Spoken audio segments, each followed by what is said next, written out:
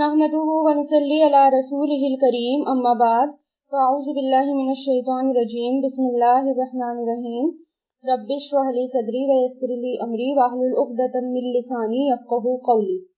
تو پہلے یہ دیکھ لیتے ہیں کہ دیکھیے وصیت کیا ہوتی ہے اور وراثت کیا ہوتی ہے۔ وصیت ہوتی ہے کہ انسان اپنی زندگی میں کسی کو جو ہے یہ کہہ کے چلا جائے کہ میرے مرنے کے بعد اتنا اس کو دے دینا، چاہے وہ صدقہ کر دے، اس کا خیرات کر دے، صدقہ کر دے، تو وہ وصیت کہلاتی ہے۔ اور وصیت کے معاملے میں کیا آتا ہے کہ کسی مرنے والے نے، یعنی اس میں ایک مسئلہ یہ آتا ہے کہ وارث کے حق میں وصیت نہیں کی جا سکتی، یعنی جو کہ وارث ہو رہے ہیں، جن کو پراپرٹی میں سے حصہ ملے گا، اس کے لیے وصیت کرنا مناسب نہیں ہے۔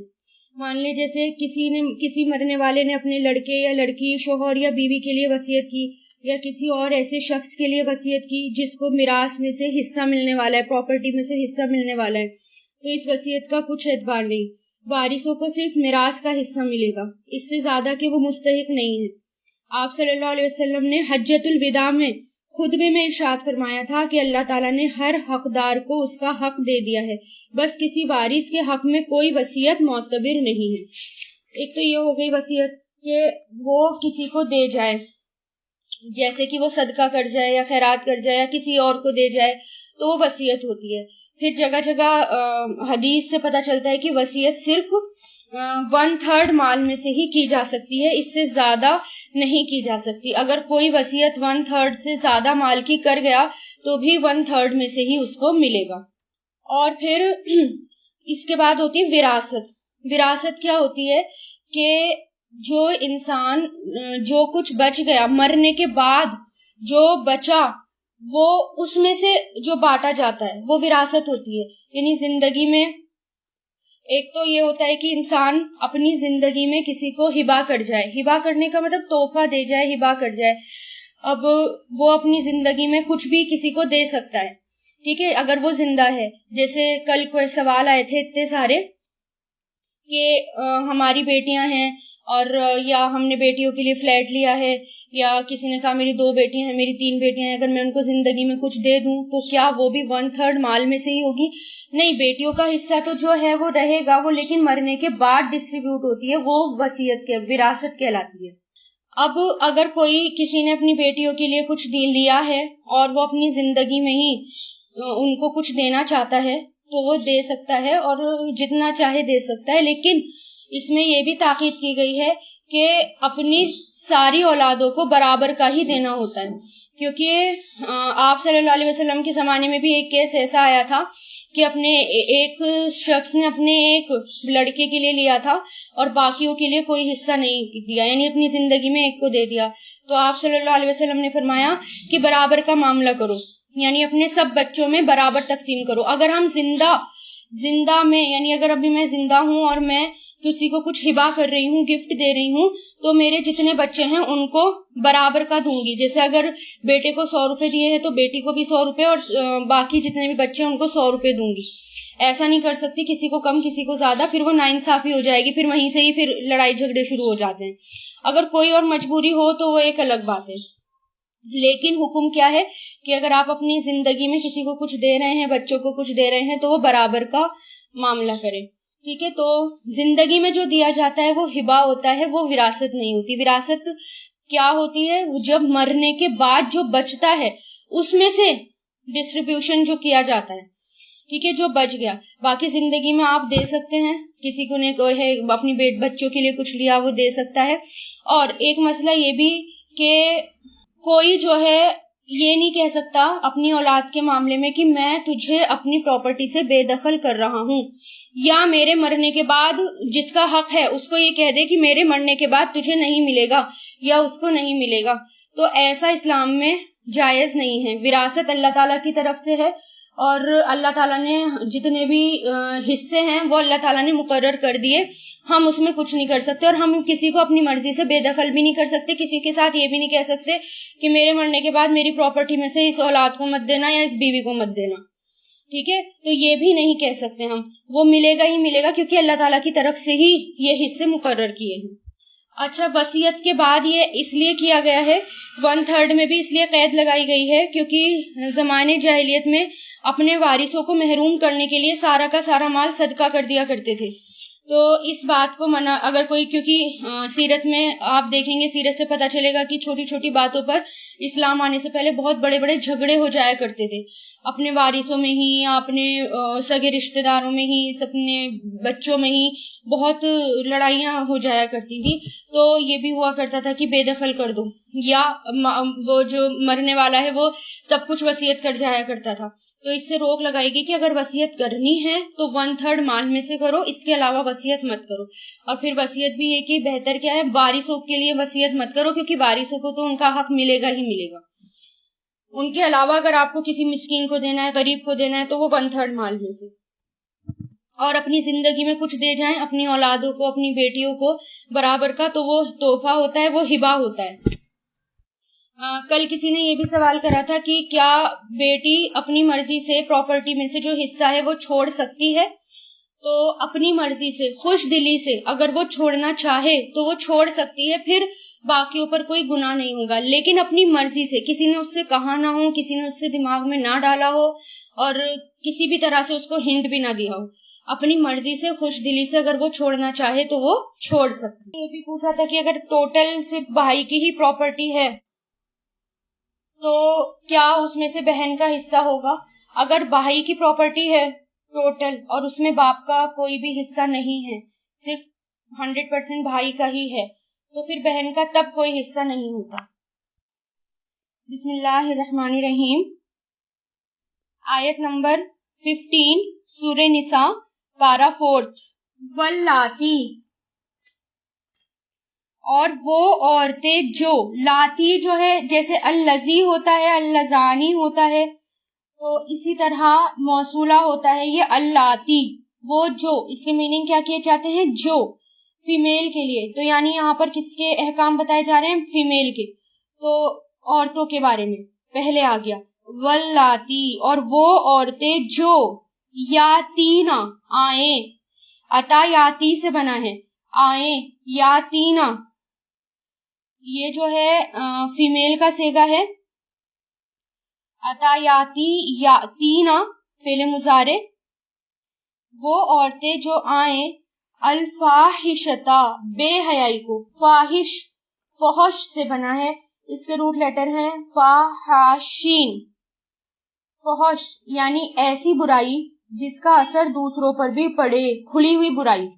جو بے حیائی ہوتی ہے، جو فحش کام ہوتے ہیں، اس کا اثر صرف اور صرف اپنی ذات پر نہیں پڑتا، بلکہ اس کا اثر دوسرے پر پڑتا ہے، سوسائٹی پر پڑتا ہے، معاشرے پر پڑتا ہے، معاشرہ خراب ہوتا ہے، گھر بگڑ جاتے ہیں. تو اس لیے اس کو فاحش کہا گیا، فحش کہا گیا جس کا اثر دوسروں تک پڑے. تو واللاتی وہ عورتیں جو یاتینا آئیں الفاحشتا بے حیائی کو، من نسائکم تمہاری عورتوں میں سے، من مطلب سے، نسائی عورتکم تمہاری عورتوں میں سے. فاستشہدو، فا مطلب تو، استشہدو گواہ بنا لو، یعنی گواہ مانگو. دیکھیں استشہدو گواہ مانگو آ جاتا ہے اس کے اندر، جب اس باب پہ آ جاتا ہے اس کے اندر طلب آ جاتی ہے.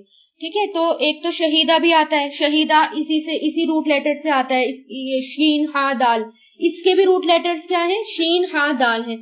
اگر شہیدہ آ گیا تو یہ وہ گواہ ہوا، اشہدہ آ گیا یعنی شہیدہ وہ گواہ ہوا، شہیدہ یشہدو. اور اگر اسی روٹ سے آ جائے اشہدہ یشہدو تو اس کا مطلب ہوتا ہے اس نے گواہ بنایا یا وہ گواہ بناتا ہے. پھر اگر اسی روٹ کو یہ ورڈ آ جائے استشہدہ یستشہدو، جیسے یہاں پر آپ کو دکھ رہا ہے اس آیت میں استشہدہ یستشہدو استشہد، تو اس کا مطلب ہوتا ہے گواہ کا طلب کرنا، گواہوں کا مانگنا، کمٹ کرنا. کال ٹو وٹنس، مانگنا یا طلب کرنا اس کے اندر آ جاتا ہے. تو ایک روٹ لیٹر سے اتنے ورڈز بن جاتے ہیں اور ہر اس کے میننگ الگ ہوتے ہیں. ٹھیک ہے نا، ہر باب پہ جب بھی چلا جاتا ہے، وہ باب کہتے ہیں، ہر ایک الگ الگ باب ہوتے ہیں جو ایڈوانس گرامر میں آتا ہے. تو اس لیے میں نے آپ کو ان تینوں کا فرق بتایا، روٹ سب کے ایک ہی ہیں. تو اس میں کیا ہے؟ استشہدو تو گواہ مانگو، فعل امر ہے یہ. علیہم उन पर, अलैहिन्ना, देखिए हु हुमा हुम होता है, इसी तरह ये हिन्ना हुन्ना जो होता है वो फीमेल के लिए आता है, हुन्ना फीमेल के लिए, कुन्ना फीमेल के लिए, तो अलैहिन्ना, अला या लग रहा है ना तो इसलिए हिन्ना हो गया, वो सब यानी फीमेल के लिए, उन पर यानी फीमेल्स पर, तो गवाह मांगो उन पर, अर्बाअतन, चार, मिनकुम, तुम में से, चार गवाह तुम में से, फा इन, फिर अगर, फा मतलब तो, इन अगर, शहीदू, वो गवाही दे दें, ठीक है। शाहदा, देखिए उसी से वही आ गया जो मैंने आपको अभी बताया, शीन हा दाल इसके रूट लेटर्स है, शाहदा यशहदू से बना है, और शाहदा उसने गवाही दी, शहीदू वो गवाही देता, शहीदू वो सब गवाही दे, उसने उन सब ने गवाही दी, फेले माजी है, शहीदा शहीदू, और यहाँ पर इन लग गया, इसकी वजह से इसके मायने हम ऐसे कर रहे हैं, फिर अगर वो गवाही दे दे, अमसिकुहुन्ना, तो रोको उन्हें, फा मतलब तो, अमसिकुहुन्ना, अमसिक रोको, अम्र है ये, हुन्ना उन सबको, अमसका युमसिकु से बनाए, अमसका युमसिकु अमसिक, तो यहाँ पर जमीर आ गई हुन्ना फीमेल की, यानी उन फीमेल्स को रोको, फिल बुयूती, फी मतलब में, बुयूत घरों में, हत्ता यहाँ तक के, हत्ता यहाँ तक के, यतवफ़ा हुन्ना फौत कर दे उन्हें, तवफ़ा से बना है ये, इसके रूट लेटर्स हैं वा फा या, तवफ़ा यतवफ़ा तवफ़ा, यहाँ तक के फौत कर दे उन्हें, फिल बुयूती घरों, सॉरी अलमौतु मौत, फौत कर दे उन्हें मौत, यानी उन्हें मौत आ जाए, औ यजअला या बना दे, जअला यजअलू से बना है, औ की वजह से यहाँ पर यजअला हो गया, क्योंकि ये यजअलू होता है ना, फेले मुजारे है, जाला यजअलू, तो औ की वजह से यजअला हो गया है फेले मुजारे, या बना दे अल्लाहु अल्लाह, लहुन्ना उनके लिए, सबीलन कोई रास्ता। अब देखें यहाँ पर कोई औरत अगर कोई बेहयाई का काम करती है, गुनाह का काम करती है, यानी अगर वो जिना का इर्तिकाब करती है, तो उसकी सजा क्या बता दी गई कि उनको घरों में रोक के रखो जब तक के उनको मौत ना आ जाए या अल्लाह ताला कोई और रास्ता ना बना दे। अब ये जो है ये हुक्म मनसूख हो गया। मनसूख का मतलब, मनसूख का क्या होता है कि एक हुक्म यानी उस वक्त कोई हुक्म नहीं आया था, तो अभी अल्लाह ताला ने आर्जी तौर पर ये बताया टेम्पररी कि अभी फिलहाल ये काम करो, उनको घर में ही रोके रखो जब तक अल्लाह ताला दूसरा हुक्म नहीं ले आते या मौत नहीं आ जाती। फिर ये हुक्म मनसूख हो गया, मिटा दिया गया।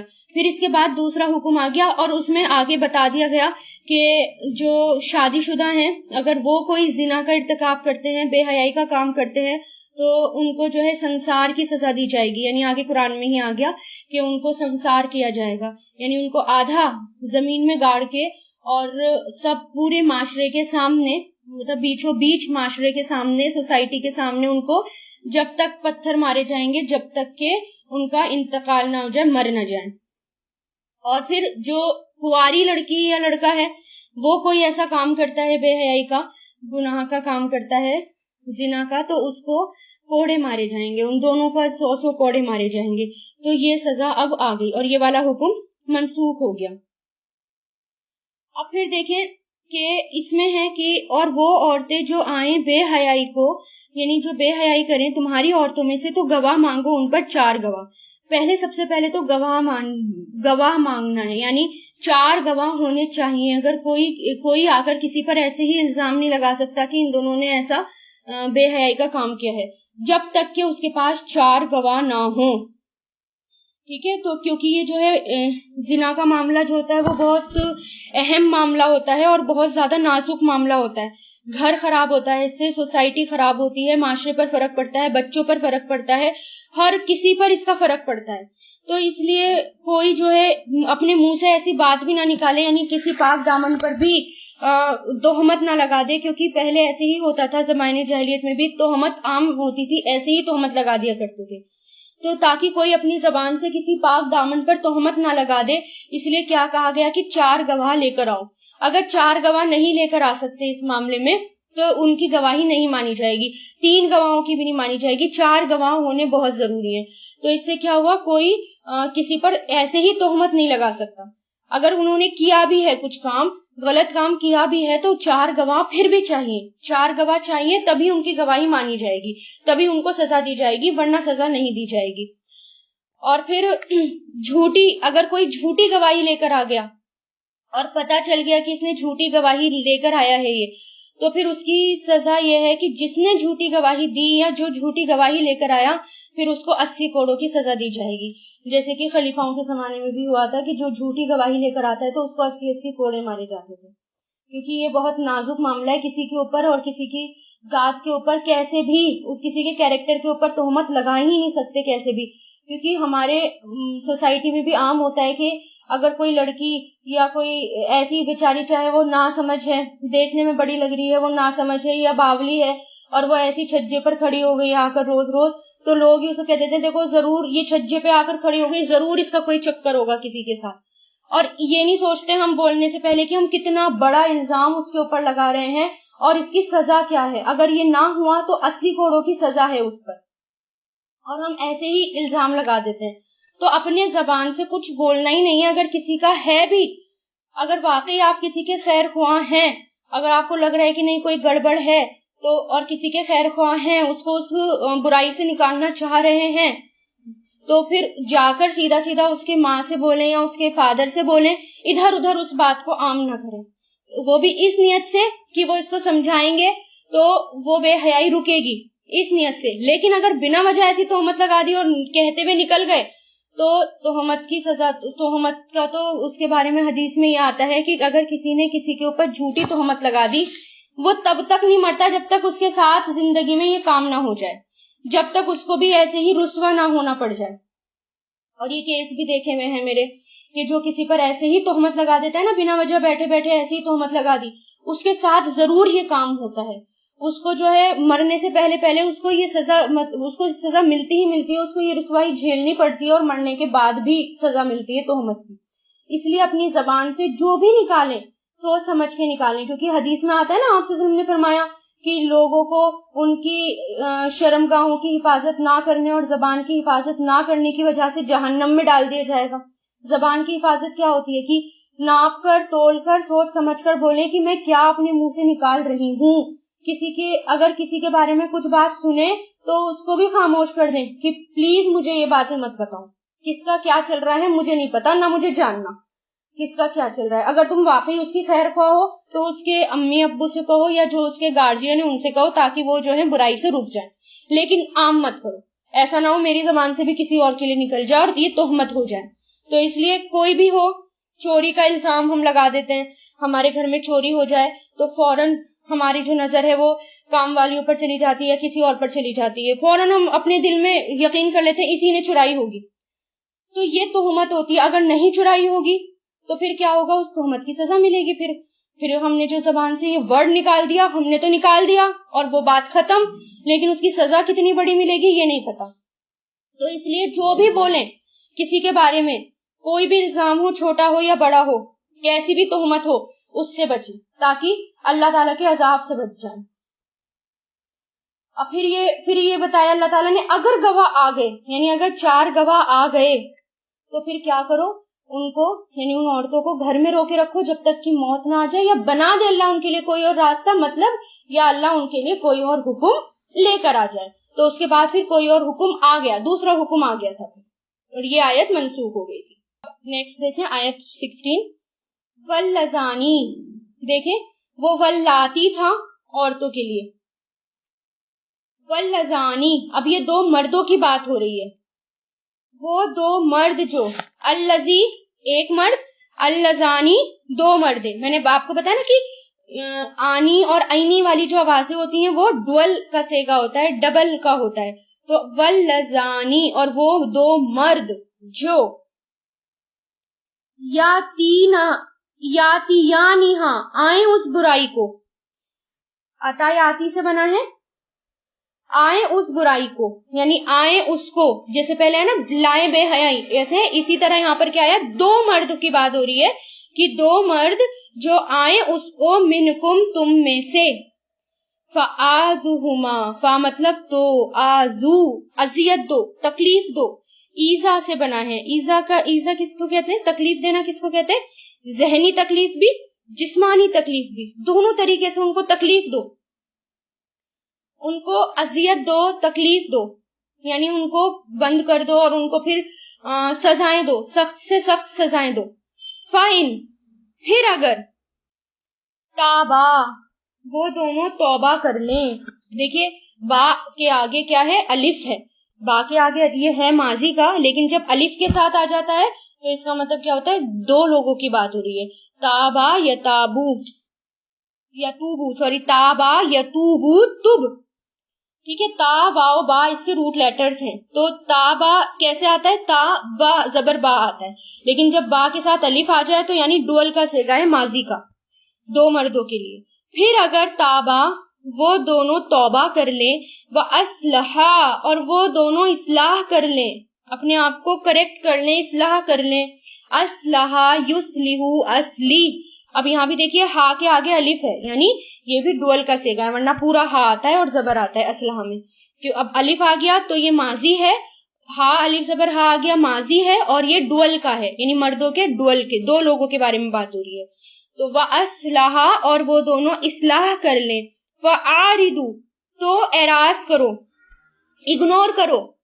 اعراض کرو یعنی اگنور کرو، مطلب معاف کر دو. عارضا یعرضو سے، عارضو اعراض کرو، عنہما ان دونوں سے. ان اللہ بے شک اللہ کانا ہے، توابن بہت زیادہ توبہ قبول کرنے والا، رحیمن بہت زیادہ رحم کرنے والا. اب دیکھیں یہ معاملہ کتنا سخت ہے، یہ والا معاملہ بھی، کہ وہ دو مرد جو آئیں بے حیائی کو، انہیں اذیت دو، انہیں تکلیف دو.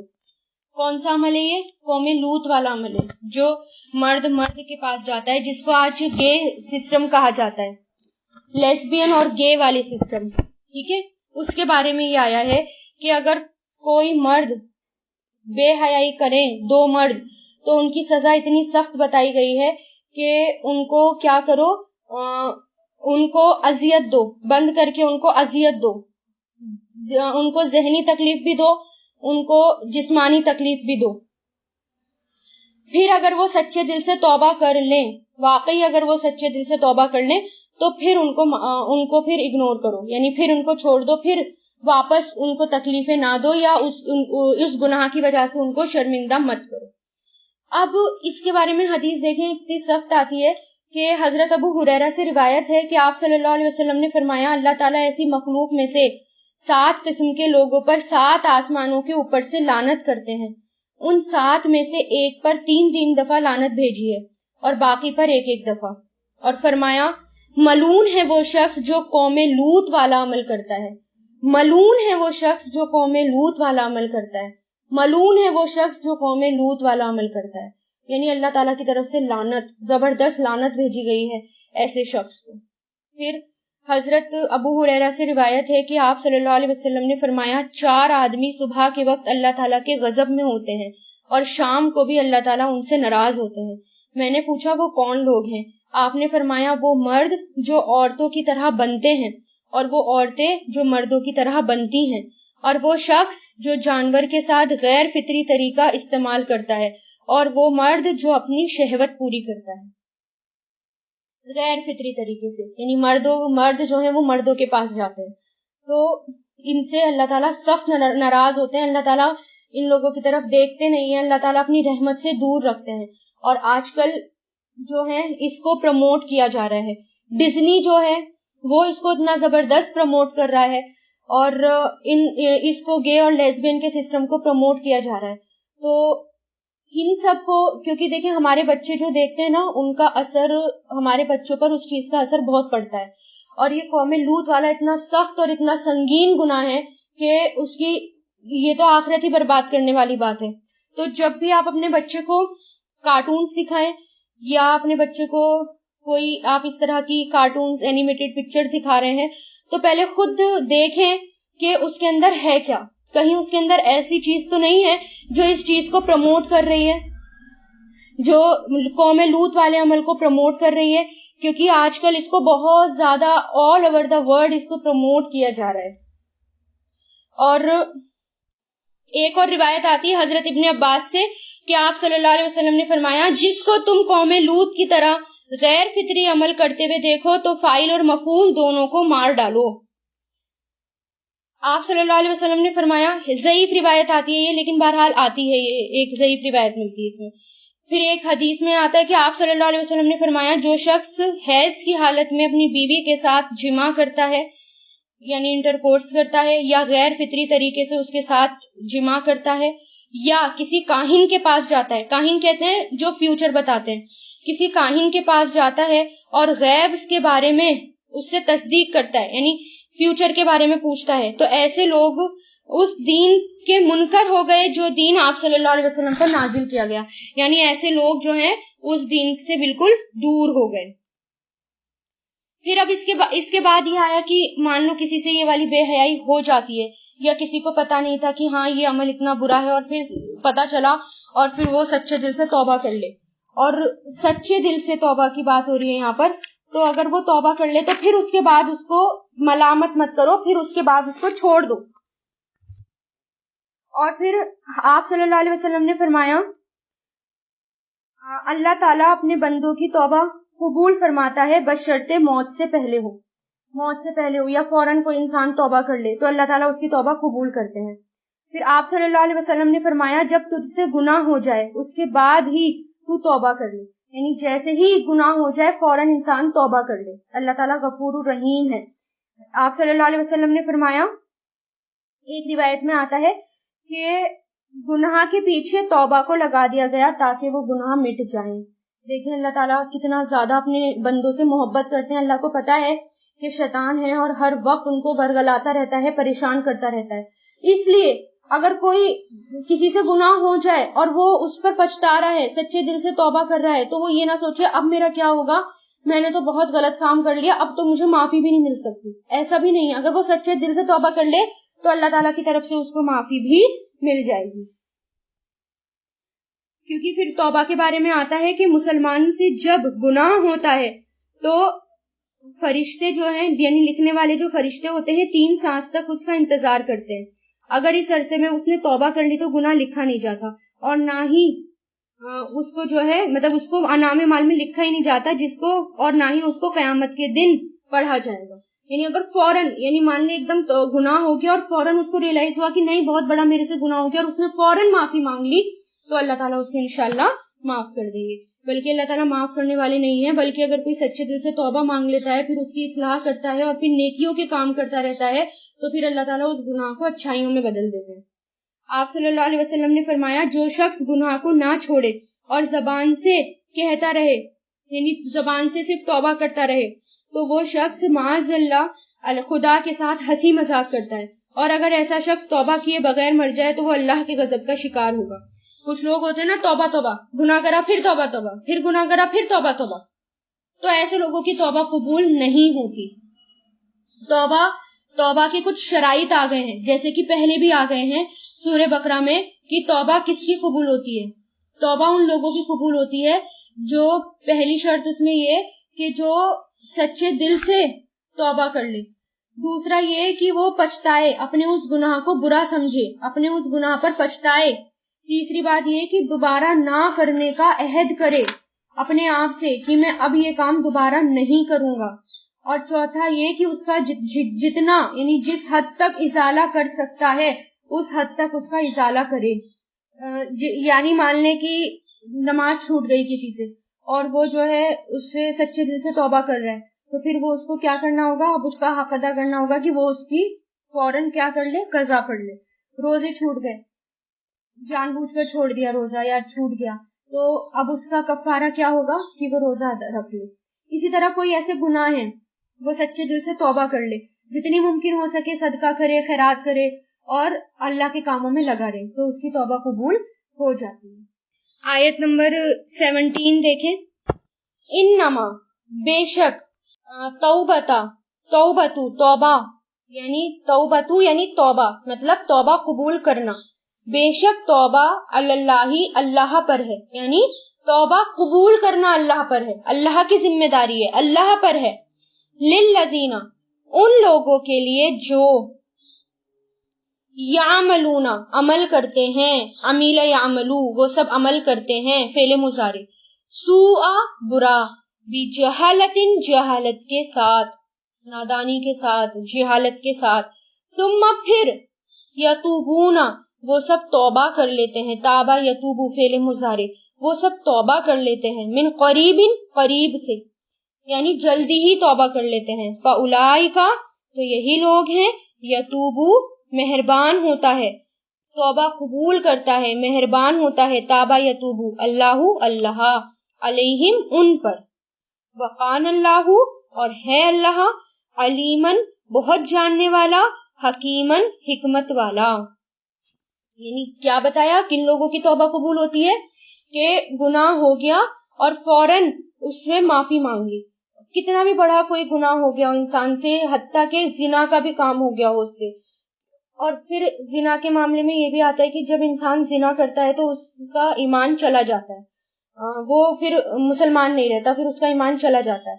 लेकिन अगर वो सच्चे दिल से तौबा कर लेता है और शर्मिंदा होता है, सच्चे दिल से तौबा करता है और जल्द ही तौबा कर लेता है, तो अल्लाह ताला ऐसे लोगों की तौबा कबूल कर लेते हैं। क्योंकि आजकल जो है शरीयत की सजा तो मिलती नहीं है। अब मसला ये आता है कि अगर उसको सजा ना दी जाए शरीयत की सजा, तो फिर अल्लाह ताला के यहाँ जाकर पकड़ होती है। लेकिन अगर वो अब, क्योंकि शरीयत की सजा नहीं होती, अब अगर वो सच्चे दिल से तौबा कर ले और उस बात पर पछताए और उसका इजाला करता रहे, खैरात और सदका करता रहे, तो अल्लाह ताला बहुत ज्यादा माफ करने वाले हैं, तौबा कबूल करने वाले हैं। और फिर यहाँ पर ये बात बता दी अल्लाह ताला ने, अल्लाह बहुत इल्म वाले और हिकमत वाले हैं। यानी अल्लाह ताला को पता है, कभी इंसान जो है तौबा कर ले एक बार और फिर गाफिल हो जाए और वापस वो गुनाह कर ले, नहीं, उसको हर वक्त ये पता होना चाहिए अल्लाह ताला इल्म वाले हैं, अल्लाह ताला के इल्म में हर चीज है। इसलिए अगर वो सच्चे दिल से तौबा कर रहा है तो वाकई तौबा कर ले और वापस उस गुनाह की तरफ पलट कर ना आए। वलईसती और नहीं है, तौबतु तौबा, लईसती नहीं के, लईसा से आया, ये लईसा इसका पहले माजी आता है। जो ये लईसा है ना, लईसा कहते हैं फेले नाकिस, इसको फेले नाकिस कहते हैं। लईसा का माजी होता है लेकिन नाकिस होते हैं जिसके मुजारे ना हो, तो लईसा का मुजारे नहीं होता, इसका सिर्फ माजी होता है। और आप देखेंगे कि माजी के ही सेगे इस्तेमाल होते हैं, लईसा, लईसती, लईसू, और इसका मतलब क्या होता है, नहीं, नेगेटिव के लिए आता है, नफी के लिए आता है। और नहीं है तौबतु तौबा, लिल्लदीना उन लोगों के लिए जो यामलूना अमल करते हैं, सय्याती बुरे, सय्यात बुराई को, बुरे अमल, जो अमल करते हैं बुरे, हत्ता यहाँ तक के, इदा जब, हदरा आती है, अहदहुम उनमें से किसी को, अहदा मतलब कोई या किसी या एक के लिए भी आता है, हूँ उनमें से किसी को, अलमौतु मौत, काला वो कहता है, इन्नी बेशक मैंने, इन्ना प्लस या से बनाए, इन्नी बेशक मैंने, तुबतु मैंने तौबा की, अल आना अब, अल आना कहते हैं अब, दिस मूवमेंट, वला और नहीं है, अल्लज़ीना उन लोगों के लिए जो यमूतूना वो मर जाते हैं, माता यमूतू वो मर जाते हैं, वहुम और वो, कुफारुन काफिर हैं, यानी इस हाल में मर जाते हैं कि वो काफिर हैं। देखिए वाओ के जो मीनिंग होते हैं ना, वो 3 मीनिंग आते हैं, इस बात को नोट कर ले। एक तो होता है हालिया, वाओ हालिया होता है, हालिया मतलब इस हाल में के, ठीक है, और एक वाओ होता है और के भी आता है। तो यहाँ पर ये वाओ हालिया होता है कि इस हाल में के वो काफिर हैं, यानी उन लोगों के लिए जो मर जाते हैं इस हाल में के वो काफिर हैं, ये भी कर सकते हैं, और वो काफिर हैं, या इस हाल में के वो काफिर हैं।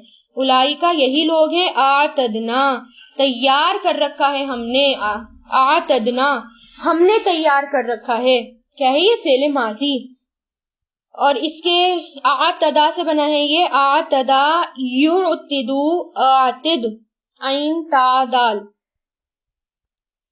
हमने तैयार कर रखा है, लहुम उनके लिए, अजाबन अजाब, अलीमन दर्दनाक, तौबा किन लोगों के लिए नहीं है। ऐसी बात यहाँ पर इस बारे में बात हो रही है कि उनके लिए नहीं है जो अमल करते हैं बुरे, यहाँ तक कि जब आ जाए उनमें से किसी को मौत और वो कहता है कि बेशक मैंने अब तौबा कबूल की, और नहीं है उन लोगों के लिए जो मर जाएं इस हाल में कि वो काफिर हैं, यही लोग हैं उनके लिए अजाब है दर्दनाक। तो توبہ جو ہے یعنی جب انسان کو یہ یقین ہو جائے کہ اب میں تو مرنے والا ہوں، اب تو میری زندگی ہے ہی نہیں، ایسے حالات ہو جائیں اس کے کہ زندگی سے نا امید ہو جائے کہ اب میں مرنے والا ہوں، تب توبہ قبول نہیں ہوتی۔ مفسرین کہتے ہیں اس میں کہ جب موت کے فرشتے نظر آنے لگے، عذاب نظر آنے لگے اللہ تعالیٰ کا، اور انسان یہ کہے کہ میں اب توبہ کر رہا ہوں، تو اس کی توبہ قبول نہیں ہوتی۔ جیسے فرعون جب ڈوب رہا تھا تو ڈوبتے ڈوبتے جب اس کی موت کا وقت تھا تو اس نے کیا کہا کہ میں ایمان لایا، میں موسیٰ اور ہارون کے رب پر ایمان لایا، تو اس کی توبہ قبول نہیں ہوئی۔ تو انہوں نے کیا کہا کہ اب تو توبہ قبول کر رہا ہے، اب تو کچھ بھی نہیں بچا، تو آخری ٹائم پر توبہ قبول نہیں ہوتی ہے اور وہ مر جائے کافر، یعنی کوئی کفار کی حالت میں مر جائے، کافر کی حالت میں مر جائے، اس کی بھی توبہ قبول نہیں ہوتی، یعنی اپنے کفر سے توبہ کیے بغیر ہی مر جائے تب بھی اس کی توبہ قبول نہیں ہوتی۔ تو یہاں پر بتایا گیا ہے کہ توبہ ناقبول ہونے کے وقت نزاع کے عالم میں، یعنی جب روح کھینچ رہی ہو، جب موت کے فرشتے نظر آنے لگے، اس سے پہلے اگر بیماری وغیرہ میں توبہ کرے تو توبہ قبول ہو جائے گی۔ یعنی اگر بیماری ہے، کوئی سخت بیماری ہے اور لیکن مرنے کے حالات نہیں ہے، کیونکہ انسان کو پتہ نہیں ہوتا، سخت سے سخت بیماری میں انسان جو ہے وہ بچ جاتا ہے، لیکن بیماری میں اگر وہ توبہ قبول کر رہا ہے تو بھی توبہ قبول ہو جائے گی۔ توبہ تب نہیں قبول ہوگی جب فرشتے نظر آنے لگ جائیں یا غیب کی چیزوں پہ سے پردہ اٹھنے لگتا ہے نا بالکل آخری موومنٹ میں، اس کے بعد جا کر روح نکلتی ہے، تو اس وقت اگر کوئی توبہ کر رہا ہے تو تب توبہ قبول نہیں ہوگی۔ پھر ایسے لوگوں کے لیے دردناک عذاب تیار ہے۔ استغفر اللہ۔ اللہ تعالیٰ ہمارے بھی گناہوں کو معاف کرے، جتنے بھی ہیں چھوٹے بڑے تمام گناہ ہمارے معاف کرے، اور اللہ ہمیں بہتر طریقے سے قرآن کو سمجھنے کی توفیق عطا فرمائے۔ وآخر الدعوانا ان الحمد للہ رب العالمین۔ سبحانک اللہم و بحمدک ونشہد ان لا الہ الا انت نستغفرک ونتوب الیک۔